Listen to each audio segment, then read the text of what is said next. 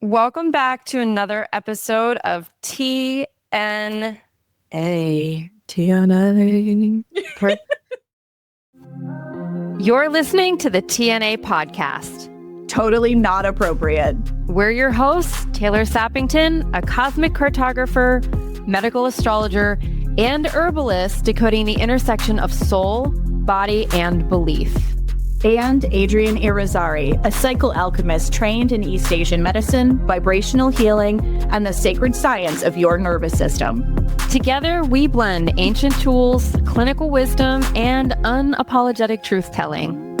From main events to metaphysics, tarot to tonics, karma to cancel culture, nothing is off limits and everything is on the table. This space is for the boldly curious, the ones who crave uncomfortable conversations, crave deeper insight, and are done pretending that they don't feel what they feel. So turn it up, tune in, and don't say we didn't warn you. Welcome to TNA. Do you ever listen to the Bunny? I'm going to plug another podcast. Do you know who Bunny XO is? I do not. Jelly Roll's wife. Are you familiar with that whole? Oh, I am familiar with the person, like as a famous person, but like I am not familiar with the podcast. She has a podcast called The Dumb Blonde. Like, talk about queen of marketing right there. Yeah. And she has this segment called Ask, Tell, Confess. And she literally like sings it into the mic, like ask, tell, and I'm like, confess. And she tries to get like the whistle in her teeth. But you've come to learn the intro where you're like, I'm waiting for her to sing her way into this. Talk about unhinged. It would be fun to do something like that. Just people writing in about their most unhinged experiences in life. Yeah. Like oh my gosh, guys, we invite this. Yeah. Like I would love to hear like the most unhinged thing a doctor ever said to you, or the most unhinged recommendation you ever received. That would be like really interesting to talk about. That would be awesome. Or even the most unhinged alternative thing that was recommended to you. Oh, kind of like what Ellen did. Did you see that episode of Ellen? I don't think I did. I did recently see a reel, though, where she was apologizing and then someone stitched in and was basically like, we don't give a fuck what you have to say until you address everything else going on. And I was like, sister speaks for me. This is the best reel I've ever seen. Hollywood is dying. And I am so happy to be able to witness it. I'm like, this is great. So many things are dying, but that's just what's supposed to be happening right now. No, I say this because she did a segment, it was years ago now, where she was showcasing what she considered some of the most unhinged alternative wellness practices. And I know about it because pelvic steaming was one of them. Are you and kidding of course, me? I wish I was kidding, because the person that was interviewed, it was not framed in a very intelligent way. What else is new? And I was so disappointed at the end of all of that, because I was like, you had this huge opportunity to show people something that could really help them, and you made it look unhinged and crazy and unhealthy and something only cuckoo people do. Like, it really, really bothered me. But this actually unhinged things, there's a lot of people who take pleas for help and turn it into... Oh, yeah. I was hoping you were going to go there. Marketing. I reached out. So if you guys haven't seen the... Maybe we can flag it in the comments below. Pretty viral clip that at this point that's been going around. There is a girl in Cleveland. Yeah. And she essentially put this really heartfelt plea for help out there for being tested for endometriosis because her whole body is in pain. And Taylor shared with me where another doctor clipped. It was so disgusting. It was awful. They clipped her heartfelt, gut-wrenching plea for help because this girl suffers endlessly and has been gaslit to high heaven. She has been to 10 different doctors, no answers. Nobody will run testing. This girl was like, I am willing to go anywhere. I do not care. I cannot live like this. And having been in that level of pain earlier on in my life, I cried through her entire video. I went back to the original video because Taylor had shared with me where a doctor had stitched that video as a fucking plug for a product that they were offering with no help offered to this girl. Just here, look at my shit. And I just about really lost their it. taste. But unfortunately, that is what I think I said to you yesterday. I was like, can we help without videotaping it? Like, does everything have to be content these days? Like, can you give money to the person on the street asking for help without filming it? Can you go do community service without filming it? Can you tend to other people's needs without filming it? Like, it's so disgusting to watch what we've done with the vulnerabilities of people. Like, it's... And she really put herself out there to share that her life is so disrupted by the pain that she's in. I used to tell my mom all the time that I wanted to give myself a grapefruit spoon hysterectomy. You know, those spoons that have like the teeth on the end of it, for those of you that are not my vintage.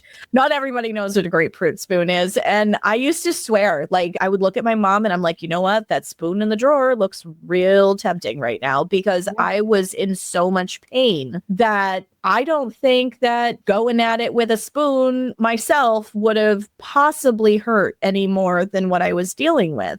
It was debilitating. And so to see this girl ask for help and to have this doctor shamelessly plug their shit instead of in the video go, hey, let me help connect you with somebody that can help you if that's not my specialty, right? Like, it was horrible. So I found the original video and I reached out to the girl. I haven't heard from her. I don't know if I will, but like, I reached out to her and I was like, girl, I see you. I've been there. I've been gaslit like that. Like, I fucking get it. And if I can help you, I would love to. I don't know if this is not a shameless plug. This is one woman who has struggled with the exact same shit, reaching out to another woman who is desperate for answers. And if I can help you, I will absolutely do my due diligence to do that.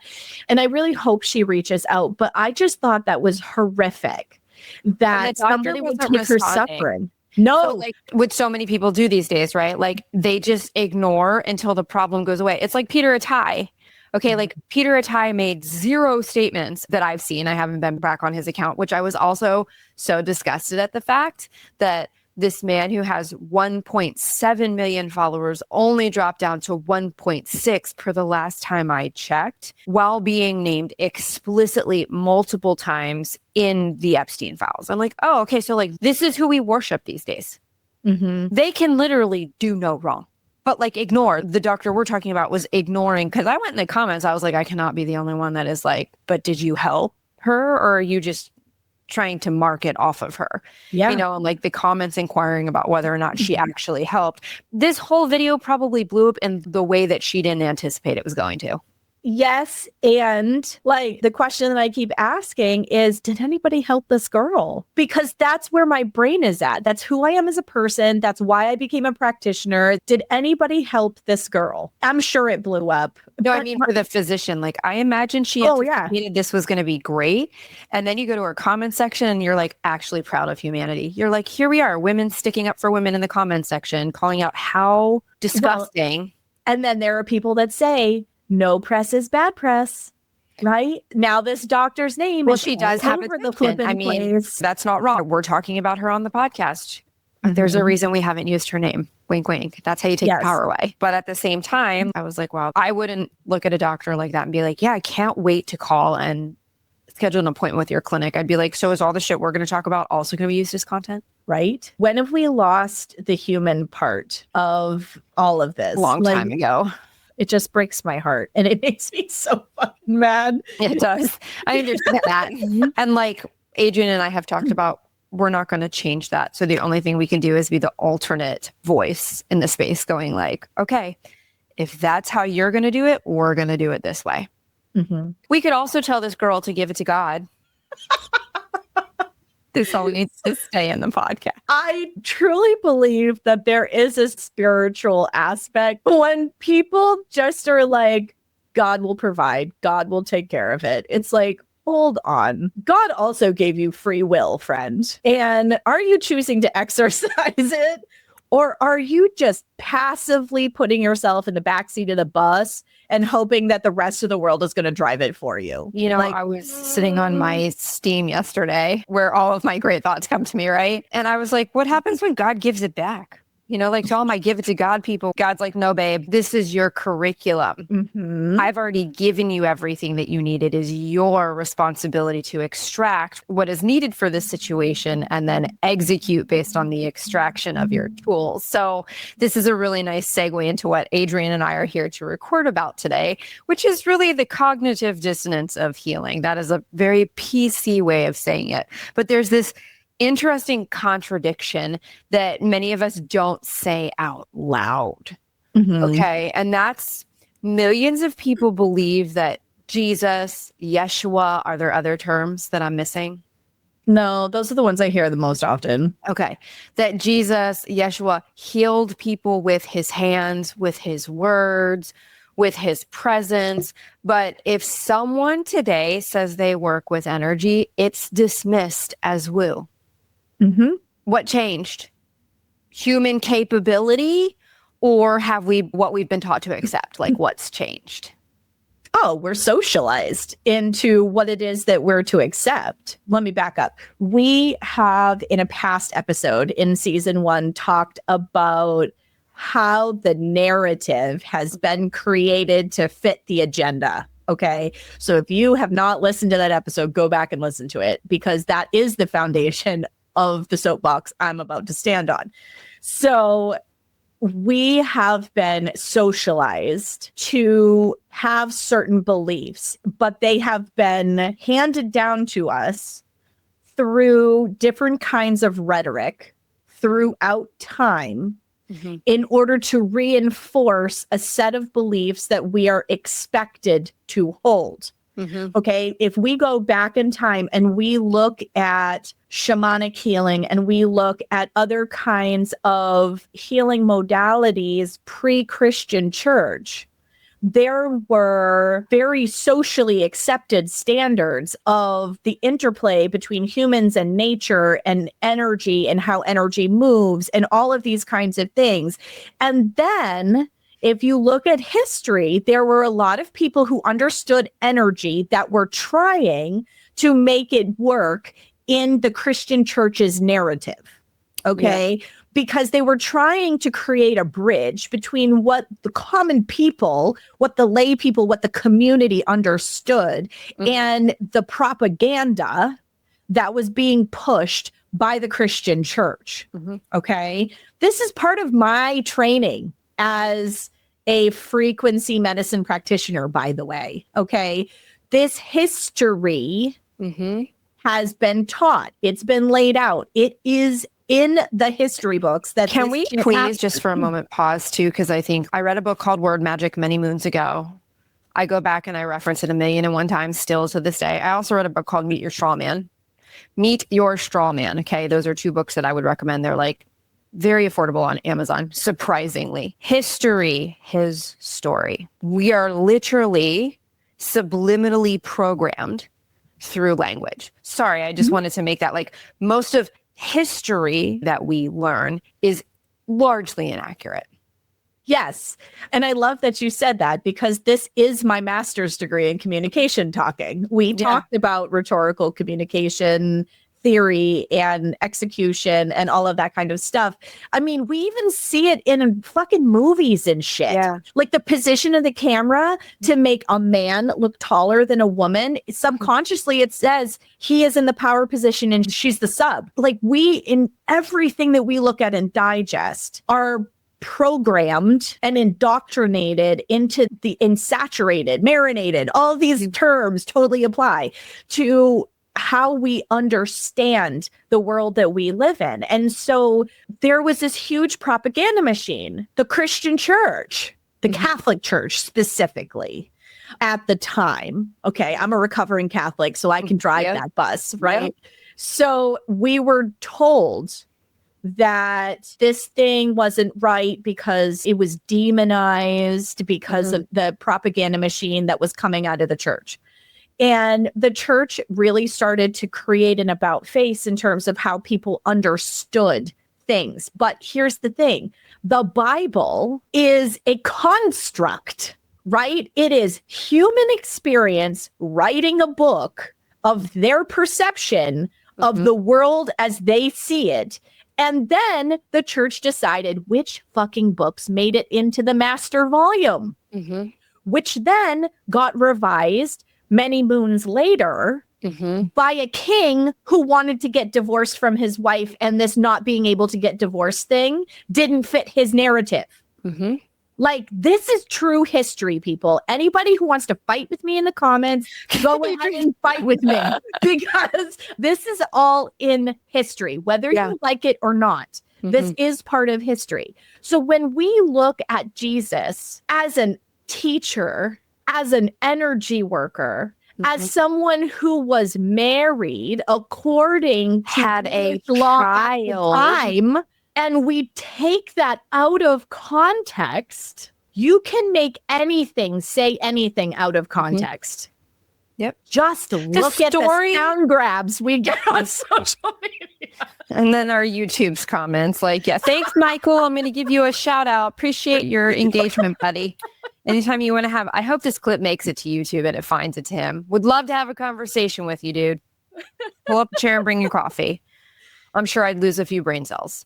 I think the story in context with the scripture from Mary Magdalene makes most sense too. When you look at the story of Jesus or Yeshua, and then you look at the scripture from Mary Magdalene and you overlay them, you're like, oh, this is a complete story of someone's life from two different perspectives, experiencing the same thing and ultimately having the same outcome, just two very different perspectives. But it's not that people don't believe in healing per se. It's that there's this distance that exists between what we believe historically and what we allow personally, right? So we trust when it's sacred and removed. We question it when it's human and accessible. Which I find fascinating. Yes, because we all have divinity within us. Yes, and that is what he preached. Literally. Yes. And this was really illuminated in the Mary Magdalene scriptures. Yes. Like, this was very much, she did a beautiful job talking about what he was really there to do. It wasn't to have people gather around him, follow his word, do exactly as he said. It was really to empower people to make decisions from the divinity, as you said, that exists within them, right? So if you actually, as Adrian was saying, if you look at the accounts, there are multiple references to healing touch. There are multiple references, healing through words. There are multiple references of even what's described as power leaving the body contained within the final volume. Yes. Right? So Mark 5, power leaving him, Matthew 8, distance healing, then there's the quote, your faith has healed you. Yeah. So healing wasn't just physical. It involved belief. It involved presence. It involved something energetic. And that is actually referenced in the Bible multiple times. And I think it's interesting. So I want to go back to something that you said, Taylor. Can you tell this topic fires me the fuck up? Yeah. Because you were talking about how Mary Magdalene's gospel talked about his humanity. Yeah, it was beautiful. It's beautiful. If you have not read it, please go read it. And Megan Watterson beautifully lays out this gospel as well. So I would recommend checking that out. But if you think about it, what actually made it into the final version of the Bible, or at least the original iteration, it's been revised a bajillion times since then. But what made it in was all men, voices according to men. Oh, we have a lot of testosterone driving the bus. Testosterone is the me-centered hormone, right? And then you have the female estrogen dominant voice saying that he is here with love and preaching love. And it's all about the feeling aspect of his work. And that he was deeply in tune with being a feeling body, which is part of what made him unique and able to teach and share in a different way. And so her voice gets taken out of that because men are not supposed to be feeling beings. They're only supposed to be thinking beings, right? So all of a sudden the Bible becomes his story and not our story. Mm-hmm. Even the Garden of Eden is questionable to me at this point, with what I know via astrology. And I'm sure there are going to be people that roll their eyes 10 times sideways. That's totally fine. Like, I have completely reconciled that there are people that, you know, are obviously believers of the Bible and not believers of astrology. And that's fine. This message is not for you, right? But like, when we look at the Garden of Eden and an Adam's apple, the Adam's apple is in his throat. Mm-hmm. Not hers. Mm-hmm. That's interesting. And I also think it's interesting. She is created from his rib, which is bullshit because women have the babies. Like, when I was a kid, I swear to God, I gave my mother gray hair. You say this every time. Because I was like that kid that used to ask all those questions. And my mom, again, recovering Catholic, right? We're sitting in the pew and my mom is like, shh. Because I'm like, why do I have to tell the priest that I was bad? Doesn't God already know? I think it's really healthy to question these things. And I think the reason there's so much tension around this is because it is questioning a foundational pillar of somebody's construct, right? And one of the things that has become more so apparent to me, the deeper I get into the quantum understanding of things, is radical responsibility.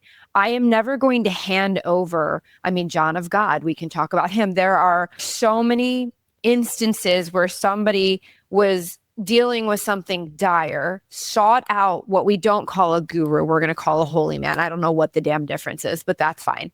Sought out a holy man for healing, right? And then left feeling better, but eventually found themselves right back in the same position again. So like, there's this momentary energetic shift because of belief in somebody's capacity to remove something from our physical being. But if you can't take that with you, nothing's going to stay. And radical response, you can't give things away that have been given to you. Mm-hmm. They eventually find their way back, right? And radical responsibility is really the only real sustainable way any of us are going to find ourselves in the position that we are so desperate to get to.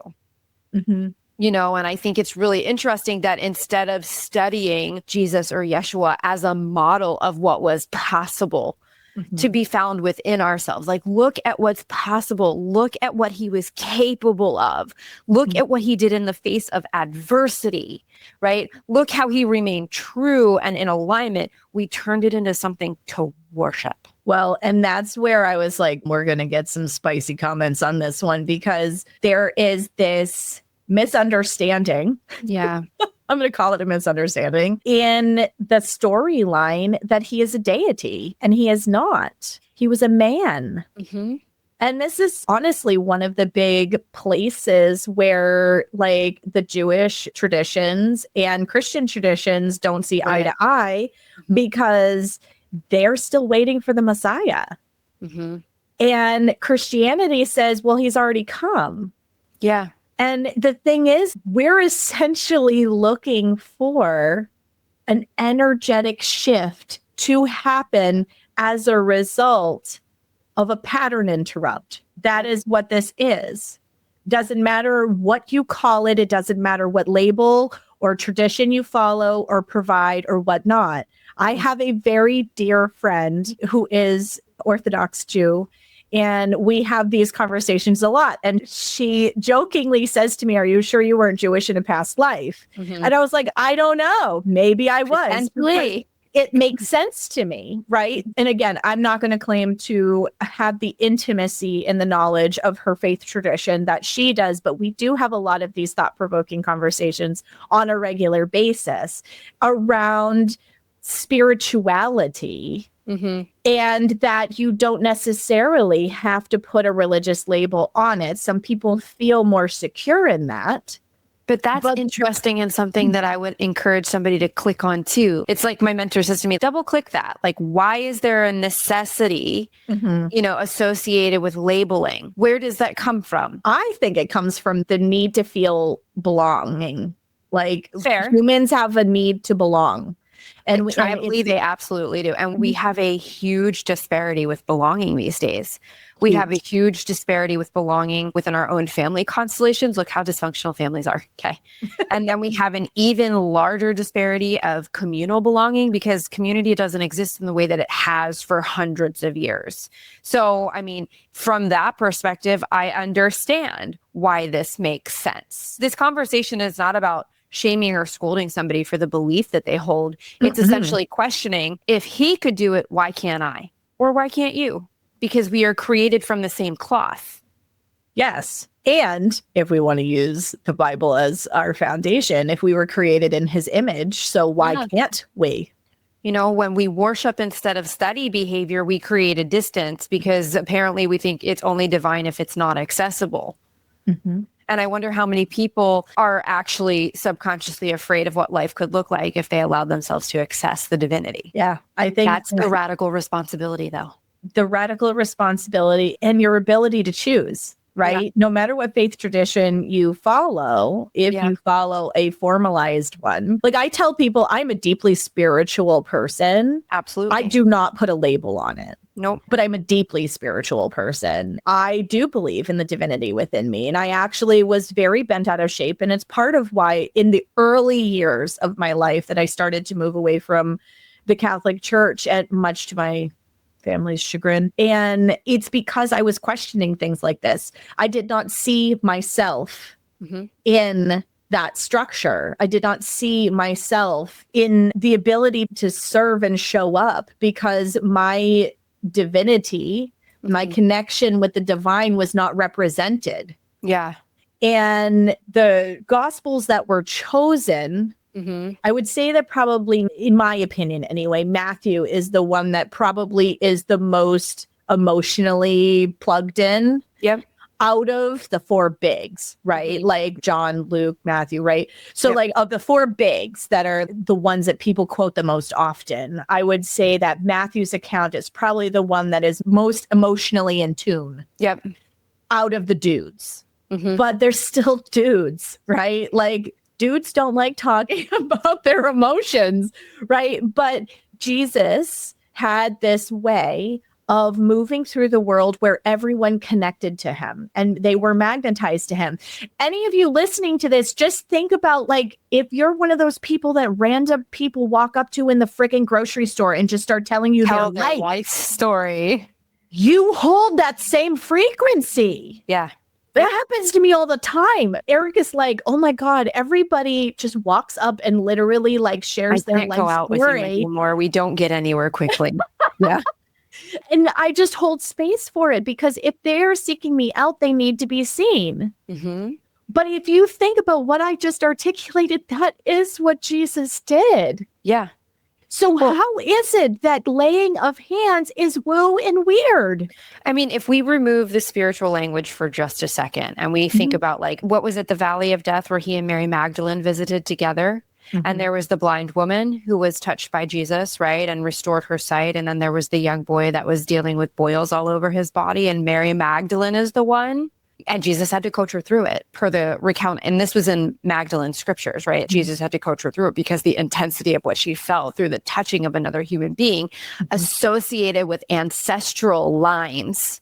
Mind you, the boy was paying repentance for what had been done prior to him. Think about that for a second. The boy was paying repentance in his physical body for things that had been done in days, years, weeks, months prior to him. Do you think that's not possible for us too? Do you think that you and I as human beings don't carry ancestral lines that we didn't make claim to, but somehow they made it their way into our physical body and we're here to complete, remove, revoke, resolve? Just look at history and everything that's happening right now. Correct. I mean, so like if we remove the spiritual language, we already know that the body heals when it feels safe. What kind of presence did she bring, right? We already know that humans impact each other's nervous system. Again, what kind of presence did they bring? The idea of presence having a healing effect is not far-fetched.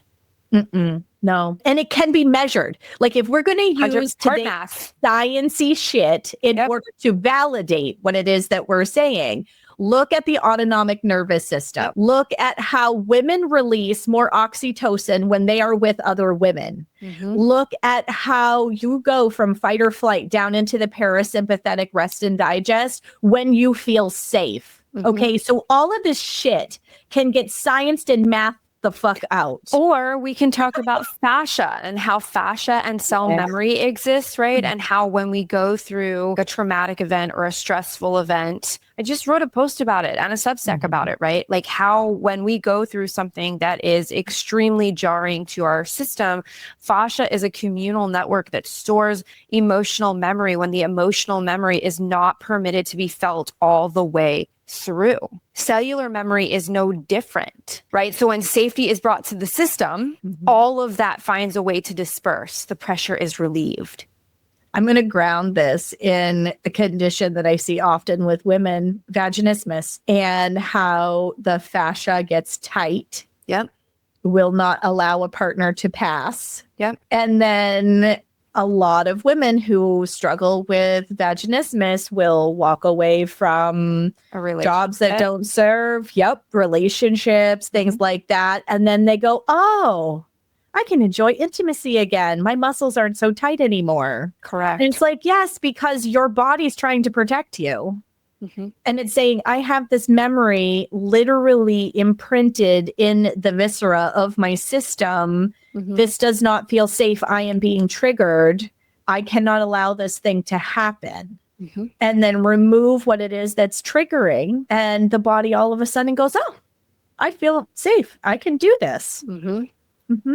Well, what we might call healing energy today, which I find it fascinating that we refer to it as that, could simply be like a highly regulated, coherent human system. So instead of something being mystical, it becomes embodied and practiced, right? You know, and then if we want to go back to the Mary Magdalene scriptures, there are also texts, as we've mentioned throughout this podcast, like the Gospel of Mary, that suggests Mary Magdalene herself didn't only recount and capture her experience with Jesus. She referred to him as Yeshua in what I read/listened to, but they also captured how she held deep spiritual insight and how her authority was questioned. And if you look at the healing community today, outside of Western medicine, the majority of people that work within the healing community with their hands through frequency medicine, with herbs, even in the astrology community, are largely women. So we're just living the same script she did. Yes. Her authority was questioned, and so is ours, right? Because it doesn't fit into the male or masculine construct of science, which science today is hilarious to me. And I love that people still use it as a fucking argument. Because when we really get down, let's just talk quantum biology. Science doesn't even capture the fact that light is one of the most important components to cellular function. And therefore, we're missing a massive component to understanding human biology, but sure, screamed at data at me all day long. Well, I mean, they've even seen that there is a vibration that happens when an egg is fertilized. We start from frequency, yet that is woo, because right? the forms of healing that we trust are masculine coded, their authority, their command, their declaration. Yeah, how far has that gotten us, guys? How many of you listening today are chronically unwell? How many of you have been gaslit? Completely and utterly dissociated and not in your body. I'll wait. Yeah. You know, the ones that we dismiss in terms of healing, you know, outside of authority, command, declaration, which look, if I got into an accident and I had a femoral artery issue, please take me to the nearest fucking ER. Please tourniquet my leg. Please get me emergency medicine ASAP. I get so sick of making this disclaimer, right? Like, emergency medicine is beautiful. I'm so glad that we have it. But the majority of the medical model that all of us exist within is not emergency medicine. It is chronic management of symptoms. Symptoms were never meant to be managed. So we're willing to override, overlook, and undermine intuition, thought, touch, and emotional attunement because they're feminine coded, right? For authority, command, and declaration. Why? Because current science doesn't capture what we want them to capture. You guys, Go look up ghostwriting. Go look up loopholes. Go look up conflict of interest with funding. I need anyone who's listening to this that doesn't understand data to actually go research how the data comes to fruition. Mm-hmm. The Illusions of Evidence-Based Medicine is one of the best books you'll ever read. Yep. It rips apart widely accepted data associated with drugs that are still sold over the counter via the pharmacy. Yeah, it's wild. And I have the privilege of having currently a student who is Western trained, who wants to see the world in a broader way. Bravo. And is realizing that there are a lot of limitations to her toolkit and wants to be able to see things in a different way. And you graduate with a gag order. I can say this because I've held a license. You graduate with a gag order. Mm-hmm. You think you're going to go do big things? You're going to go do big things within a small box. Yeah, that's the hard part. It's a big part of the reason why I chose not to become licensed. And continue to choose. It's everything you do is overseen. Well, which not to say it isn't here. It's just different. It's just different. I mean, I still hold insurances. It's not that I don't. This isn't just I emerged from the woods with sticks and I am going to fix things. Like that is the mentality that a lot of people get when I tell them what it is that I do. And it's like, well, no, I'm just bringing ancient medicine back to the modern world because the modern world is sick and dying. Yeah, 100%. I mean, there are also ancient texts. You mentioned this yesterday, so I'm going to let you run with this one. But the book of Enoch describes, right, humans interacting with knowledge in realms beyond the physical. Hi, welcome to what I'm doing. It's very real, guys. It's very real. So many people refer to World War III as spiritual, but I don't think most people understand the relevancy and the depth of what they're actually saying. And I think most people would be utterly terrified to be able to understand the legitimacy of what they're actually saying. And spiritual warfare is not just on the internet. Let me put it that way. The Schumann resonance, the change in frequency, time shifting, like everybody's feeling this shit they don't know how to name.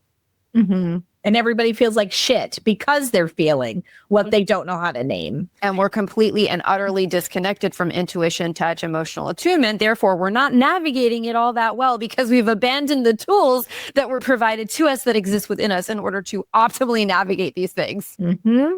So the Book of Enoch. It was intentionally left out. Just like Mary Magdalene's book was intentionally left out. Oh, shit. Because it didn't fit the box that they were trying to create for people to play with it. But the thing is, if you look at one of the things that I have always found fascinating and really makes me hopeful for the collective is that across time, okay, when we were living in our little tribal communities, flung all over the globe with no cross-pollination of information, right? Because geographically we were very disparate and all of this, right? In that time frame, there were certain constants that were understood in every culture, in every pocket of the globe. And yet explode. Yeah. Like all these things were understood, like basic needs for love and support, energetic healing, the spiritual realm, that there was always a bigger thing than you, whether that was a pantheon of deities or a single deity, it did not matter. There was outside is bigger than me. I don't know how else to put it. Like these have always been fundamental tenets of being human. Mm-hmm. Is that we all believe that there is a creation story, that we all believe that there is something bigger than us that has a hand, call it fate, call it God, call it spirit, the universe, whatever you want to call it. It doesn't matter. Every one of these cultures had different names for the same themes, which means as humans, we fundamentally understand healing without touch, that we are part of nature, that there are energies, frequencies, whatever it is you want to talk about, bigger than we are, that govern this avatar that we have that walks around through the world. I mean, we needed a vehicle to get ourselves through this very dense place, and that vehicle is equally as dense as the environment that it lives in. That's why things oftentimes lag. That's why it takes time for symptoms to resolve. Your body energetically and emotionally moves much quicker than it does physically. Sit the fuck down and chill out. I would say, and really one of the only religious belief systems that does not believe that you come back is Catholic. Is Christianity, because there has always throughout time been this understanding that we're here to learn, we're here to grow as a soul. I mean, what's the purpose? If we don't have a purpose, what's the purpose, right? To just exist? I'm sorry, having a hard time with that one. Mm-hmm. It's really like, I had a client a few years ago who used to come in. It was like the entire treatment was a theological conversation.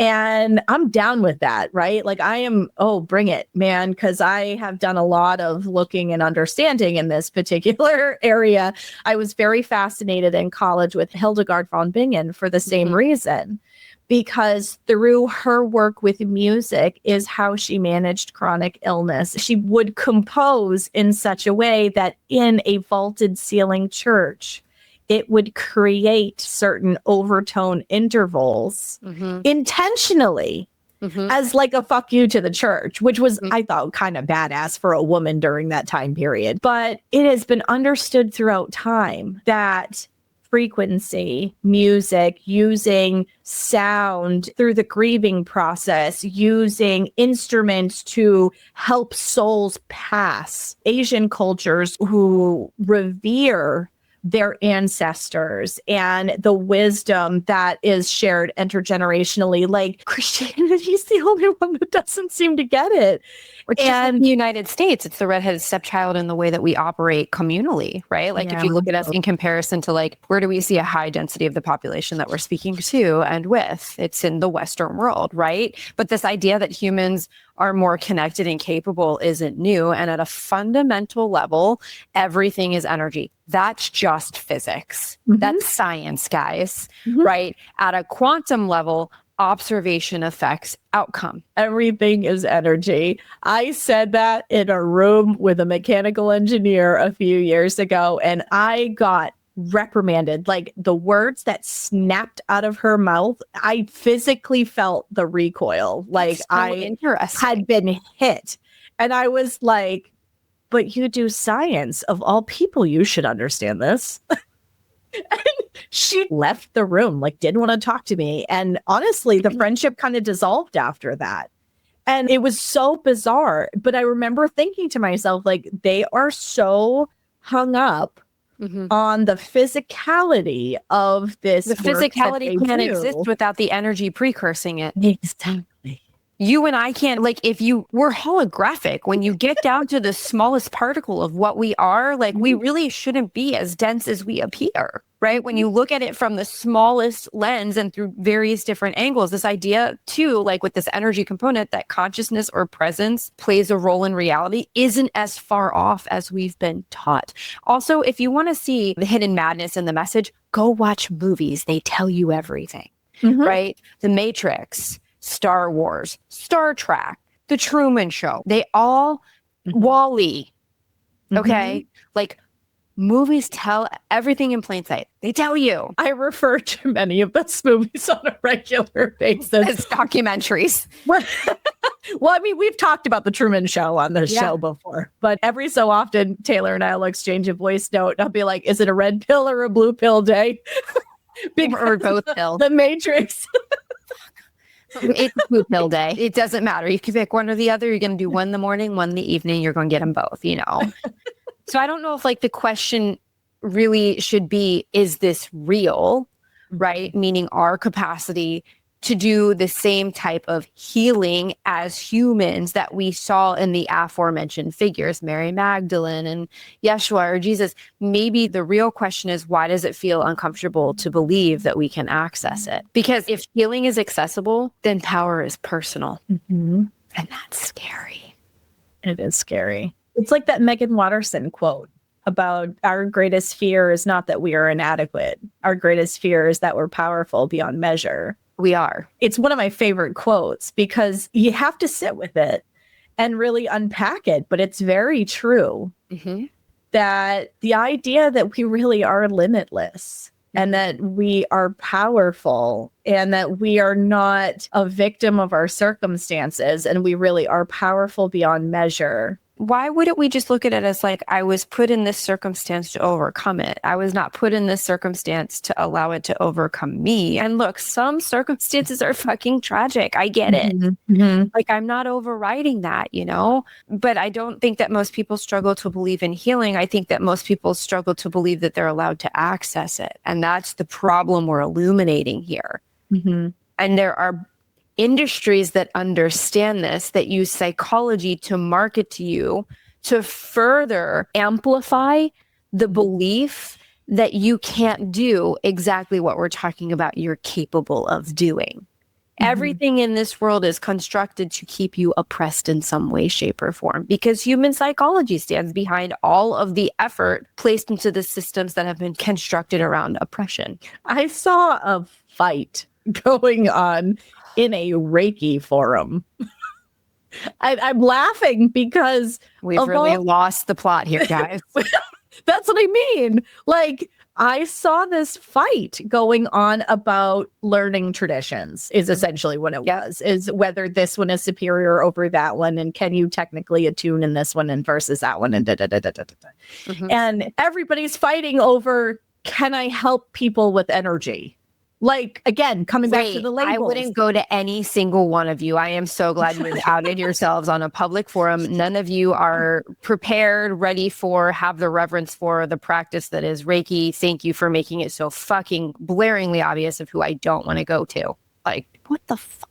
It just surprises me, though, right? Because you can learn some of these tools, like these ways of supporting people with energy, but there's still a level of integrity in the execution of it all. 100%. It's like I say all the time, like tarot and psychic reads are all fun and games until you realize you're literally exchanging soul parts. And Palo Santo, was that American enough for you? Palo. Sorry, guys, I really mean this respectfully. Palo Santo, sometimes my brain moves faster than my mouth can, and sage are not enough to clear your space. I'm sorry, especially when you're working. And also, great, you're reading for me. Who the fuck is picking up the phone? Oh, it's your team? How do I know that? Who are they? Why is my best interest at the forefront of them? Like, when you start to understand the construct of how multi-dimensions work, no, babe, I'm good. I got my own cards. Right? I know how to grid set at this point. I know how to clear my space before and after in a really potent capacity. I'm only reading for people that I feel comfortable reading for energetically as part of my work. Like, I have no interest in picking up pieces of you or parts of you and taking them home with me. Fuck no. Yeah. Well, and when I work on people, I cut cords at the end of the day. I have to. I will tune my space before I start working on people. I will walk through it afterwards and I will clear it. And like, I stopped using sage to clear my house a long time ago. I walk around with forks and like, it's just... Yeah. About the number of people who do medicine ceremonies, and I'm putting that in quotations because the way medicine ceremonies are largely done in the United States is a joke.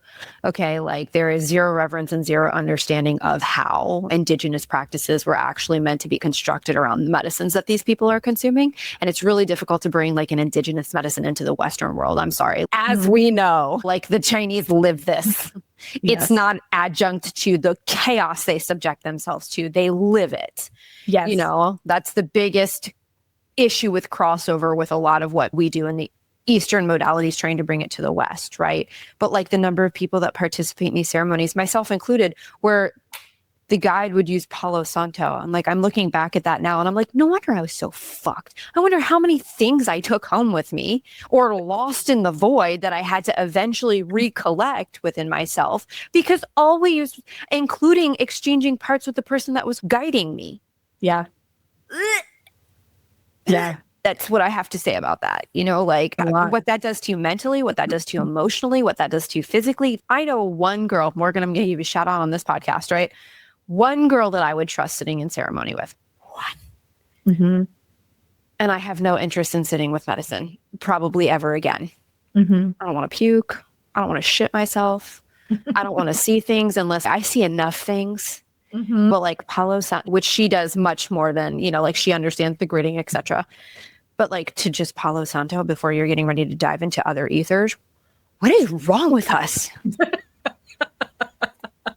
Yeah. I mean, I walk into spaces and I create grids because I don't like how I feel out there. Yeah. But I've gotten to the point where like I can tell, right? It's a level of discernment. So part of the starting this process of being able to unlock these gifts within you is discernment, to be able to tell what is yours and what doesn't belong to you, meaning energies in the world around you. And that starts with a simple 5-minute, put your hands on your heart and check in with your body, because a lot of people can't even do that. No kidding. So like just learning what is yours, what is not yours. Yep. And go from there. You know, just think about when you step into a space with somebody who has a really calming presence and you can just feel your body go, oh, this is a safe place to land. Or like even being able to sit with your friends, like friends has been like a really big question for me this year, right? We're like, can I just be quiet with this person? Like my ability to comfortably be quiet with somebody tells me a lot. Like if I can sit in someone's presence and comfortably be quiet, like, you're my girl. Like, you know, if we don't have to say something, if there doesn't have to be some sort of shared suffering or drama or constant chit chat, unless it's genuine, like we good. But the minute I feel like anything has to be forced, I'm out. Bye. Yeah, maybe it's just because of age, but I've just gotten to the point where I'm like, if I have to force this conversation, I've even said this to my husband. I was like, I don't want to go to this thing. And he goes, can you just go and make an appearance? And I was like, no, because I don't want to have to just force conversation and nicety stuff. Yeah. Like he just gets me this look like, who are you? And it's because I spent so much of my life trying to make everybody else comfortable.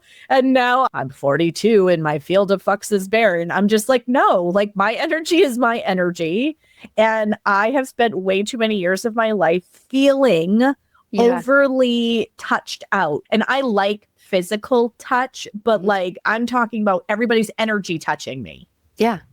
And I have felt way too many years of my life touched out, and it overstimulates my nervous system. And I'm at the point where I'm like, no, I cannot. I will not. Yeah. And I advocate for that. And it's so refreshing and empowering to do that. And I think, especially as women, there's a lot of us that feel that way. Yeah. Because we feel everything. It's our superpower. And it can be an Achilles heel, depending. Especially in a world that is constantly throwing stimuli at you. So, I mean, I think for me, I'm giggling because Mo is here. And I feel like Mo is like my, okay, wrap it up. It's 11:30. I need lunch every time, guys. Like she has impeccable timing. She comes in, she sits here and she stares at me. And she'll eventually start whining. I think for me, and obviously I can't speak for you, Adrienne, but I feel like we're on the same page. This conversation is not about questioning your faith. It is about questioning your belief around your capability. If the person that you are, I hate this word, worshiping came in human flesh and form and was capable of bringing peace to others, healing to others, calm to others, resolve and regulation to others through their presence, through their touch, through their words. Why are you not also capable of that in your own world and then obviously in your immediate world to those that you want to outside of you? I think all of this is only woo until it's experienced. And experience is in participation and willingness. I love that. It's so true. Like we all have these abilities and we all know what it feels like to be in the presence of someone that makes us feel calm, makes us feel seen. We know what it's like to be in the presence of someone where you're like, I don't know what just happened, but God, I feel better. Yeah. We've all had that experience. Well, and I would really invite, if you're struggling somatically with symptoms that are recurrent and you've done all of the things, you've done the testing, the protocol, the pharmaceuticals, maybe it's time to come walk in our world for a little bit. I don't make promises to outcomes, but I promise you something's going to shift when we sit together. I promise. You know, and then you put somebody like Adrian and I together working on the same body. Mm-hmm. We've seen that. We have. It would be what socially is classified as miraculous. Yep. Because nothing else worked. By the time people find me and they're just like, they'll even entertain the idea of sitting on a fucking stool and steaming JJ, they're already like, if you told me to stand underneath the moon and eat raw chicken bare ass naked and that would get me pregnant, I would do it. Like, that's the level of desperation when people reach me, because they're like, what you do is so unlike anything else I've tried. I'm willing to try anything. And then they get to me and they'll argue a little bit about, well, I've spent thousands of dollars with all these other people. Why are you different? And I'm like, well, you're just going to have to see that I'm different. I'm not going to argue with you about, you know what I mean? Like, I am different. I know I will give you Not everything can be intellectualized, guys. Like, there are many things in this world that cannot be. The number of times that I have struggled to put what I'm learning into words because it's not something that can be intellectualized from a quantum sense. It has to be experienced. Yes. Like, it has to be, right? And once you experience, you then understand why there are no words. I don't know what she did, but she did something. And something shifted. Like, that's typically what I hear. I don't know what you did, but it shifted something. Great. Yes, I get that too. Great.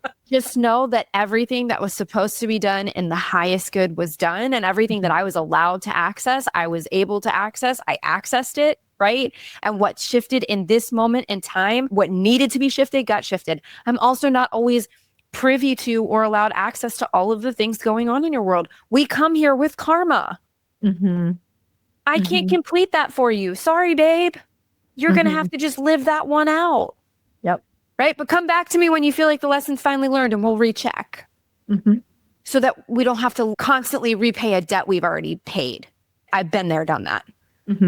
Close that chapter. So much of this, I don't even know what to say. It's just real. Like, I'm living in it. I'm steeped in it every day. A lot of people don't fully understand it. And I'm just here to tell you, you don't have to take my word for it. I would encourage you to experience it on your own, but it's real. The quantum is real. Energy is real. Healing through hands is real. You know, energy shifting is real. What you can't see, but you suspect that exists beyond what you're capable of visualizing, it's real. So, and on that note, can't wait to see the comment section on this one. Guys, like, share, subscribe. Conversations are just going to continue to get, I'm not even going to say weirder, more relevant to where the world is going, because energy is going to be the predominant medicine that we're stepping into in the years to come. So you might as well get acclimated to it now. I also want to thank those of you that have reached out and shared how these episodes land with you and are meaningful to you. And I had someone the other day go, yes, like, this episode was so great. And I shared this one and one other one with a friend of mine. And I was like, that's what I want. Like, we both, from the bottom of our heart, want this to be a conversation that resonates with people and that helps expand. I want to fertilize the garden that is your mind too. Like, I know mindless content can be fun for a lot of people, but like, you get about an hour preview of what my and Adrian's head looks like most of the time. Busy, deep. Yep, that's it. And you get the same depth when you walk into the world with us, right? So like, depth is shared. And I think these conversations are here to provoke the same type of depth in you and to also give you insight into the fact that there are other people in the world speaking this language. If this is an internal conversation for you, let's find a way to externalize it. The more of us talking about this stuff, the more common it becomes. And obviously, like, you're not alone. So, and I think that's the part that has been the sentiment amongst the folks that have said things, is that thank you for externalizing some of this, because these are things that I don't have anyone around me I can talk to about it. And so thank you for that. It fills our cup to know that these kinds of conversations are as rich for you as they are for us. You know, my goal, obviously, my days of making babies is done. That chapter is closed for me. So like, my goal for the next, I'll be 40 in June. I'm going to say like 40, 50 years. however long I'm blessed to walk around in this physical body, right? My goal is to become the granny that I never had.